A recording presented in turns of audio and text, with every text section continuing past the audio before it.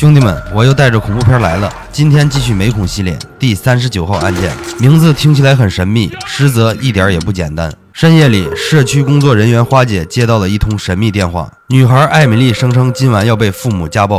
半个小时以后，房门被偷偷打开了，阿强与阿珍闯入房间，趁着艾米丽睡着，两人小心翼翼地把她塞进了烤箱里。艾米丽突然醒来，就在爬出门口的时候，被父亲阿强踩在脚下。阿珍用绷带把她缠住，再次把她送进了鬼门关里。二人打开燃气，静静等待女儿被烤箱烤化。此时，花姐带着警长朋友大壮破门而入，大壮很快制服了两人。究竟是何缘故要对亲生女儿下手如此狠毒？但是夫妻两人神情冷漠，好像这一切本该发生一样。在法庭受审的时候，法官给出了结果，要求鉴定两人是否有精神类疾病。原来这一切都要从几天前说起。花姐早就通过社区反映，说艾米丽经常遭到父母的虐待，这才给艾米丽悄悄留了电话。果不其然，还是发生了灾难。经过事后一阵沟通，花姐决定先把艾米丽送进孤儿院里。但是艾米丽望着花姐一脸不舍，她祈求花姐能不能收留自己，给她当新一任的妈妈。花姐由于每天忙于工作，无暇顾及家庭，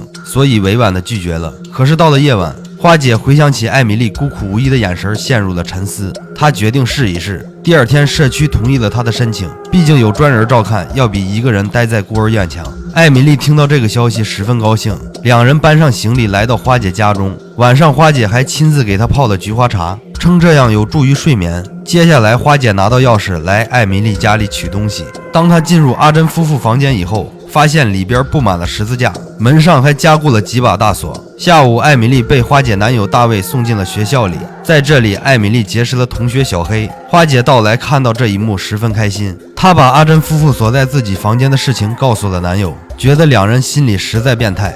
从此，花姐的生活有了新的使命，每天送完艾米丽上学再去公司。但是这一天有点不同寻常，刚到单位以后就被众人投来异样的眼光。主任告诉她，小黑杀死了自己的父母。花姐第一时间来到小黑家里，大壮还原了事发现场。进入卧室以后，画面更是惨不忍睹，小黑就这样用铁棍把两人解决了。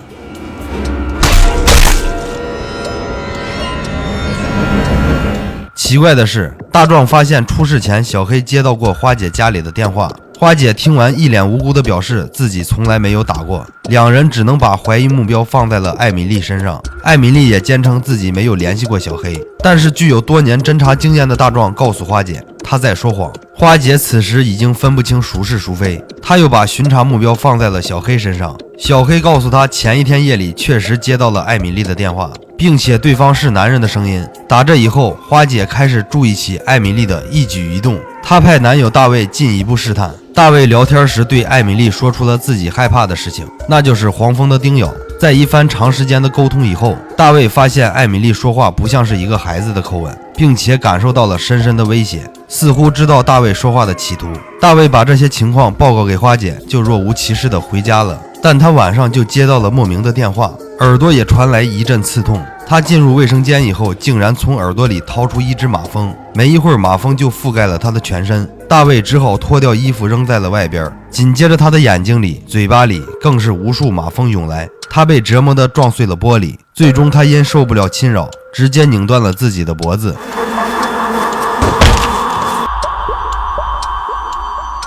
家人为大卫举行了葬礼，花姐跟艾米丽也前来参加。艾米丽还在惺惺作态地假装安慰花姐，可是这一刻花姐开始跟她产生了距离，她重点怀疑艾米丽就是凶手。跟警长阐述原因以后，大壮表示并没有查出通话记录，花姐无奈只好自己偷偷调查。她潜入社区办公室，拿走了阿珍夫妇的录像带。等她打开以后，才明白了其中的秘密。阿珍说她是魔鬼的化身，只要是她身边的人都会被魔鬼杀掉，除非找到另一个家庭寄养，厄运才会转移。与此同时，花姐来到精神病院寻找阿珍，医生却说她得了妄想症，总是感觉自己身上着火。阿珍望着窗户的一瞬间，好似看到了这一幕。既然阿珍不能说话，好在阿强现在一切正常，刚一见面他就知道定是花姐身边有人死掉了。他说艾米丽能提前感知对方的一切行为，就像打电话以前他会率先拿起话筒接听。花姐听完这些以后，再加上之前的死亡事件，她赶紧回家拆除了所有电话。这些事情做完以后，艾米丽也正好放学回家，她一脸紧张地跟艾米丽打了招呼。对方发现了家中的异常，并且知道花姐今天都见了什么人。第二天，花姐急忙跟福利院提出艾米丽的收养问题，她想让福利院帮忙找其他家庭收养，但最终惨遭对方拒绝了。毕竟一开始是花姐强烈要求自己收养的，看来目前唯一的办法只有紧紧盯住艾米丽。在学校里，她又发现艾米丽跟一个黑人女孩又说了什么。花姐知道女孩快要倒霉了，所以情急之下把艾米丽拽了出来，并且告诉她以后不能再来学校。艾米丽听后一阵暴怒，她开始在花姐耳边不停地说话。 Why Emily? Why Emily? Why Emily? Why Emily? Why Emily? Why Emily? Why Emily? Why Emily? Why Emily? Why Emily? Why Emily? Why Emily? Why? 直到上了电梯，差点发生了故障。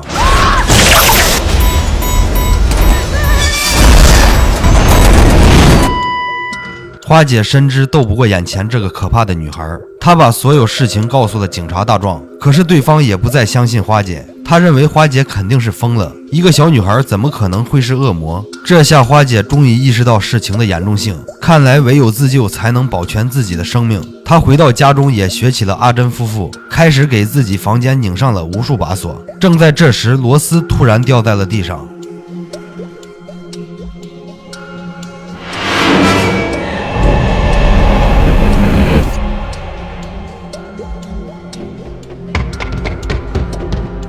还好这一夜平安无事，又是忙碌的一天，所有人都离开了公司。直到深夜来临，花姐才踏上了回家的路。她打开门后不再理会艾米丽。屋外狂风暴雨，花姐蜷缩在自己房间里，艾米丽在门外一直敲门。她说以前的父母从来不敢对我置之不理。突然敲门声戛然而止，储物间里又发出一阵响动。花姐刚刚打开门后，正在观察里边有什么东西。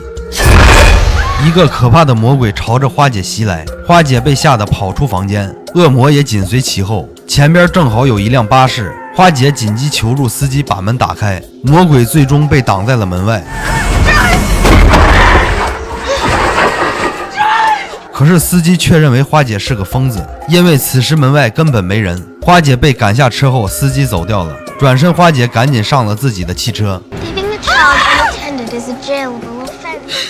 花姐被这一阵惊吓彻底失去了三魂六魄，她也不得不跟艾米丽妥协。花姐再次找到了阿强，对方说想要艾米丽死掉的唯一办法就是在她睡觉的时候。花姐终于知道怎么做了，可是她刚刚回家以后，艾米丽就用意念燃烧了精神病院里的阿珍。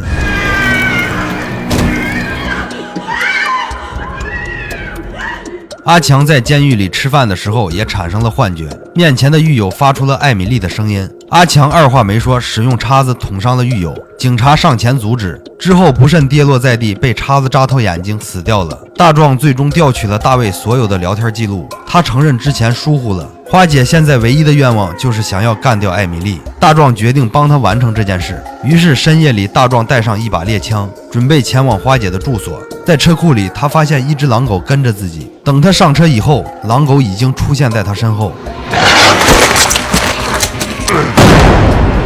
大壮就这样为自己不该招惹的东西丢掉了性命。警局的同事给花姐打来了电话，他知道这些都是艾米丽所为，所以一脸愤怒地找到艾米丽。艾米丽在这一刻也现出了原形。Don't yell at me!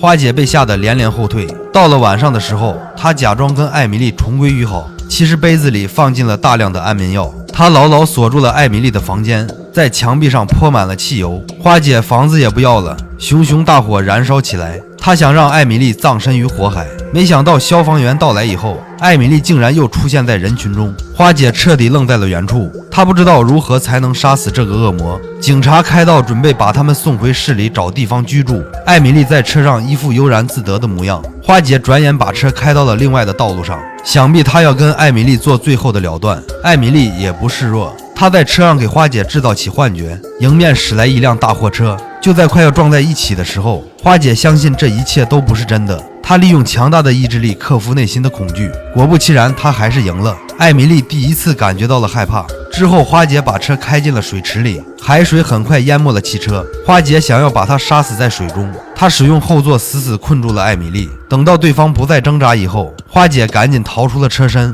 正当她游得正起劲儿的时候，不料又被艾米丽抓住了脚踝。最终，花姐一脚踹开了艾米丽的手臂，迅速游到了水面。这一场艰难的战役终于结束了，花姐获得了重生，不过也失去了无数身边的朋友。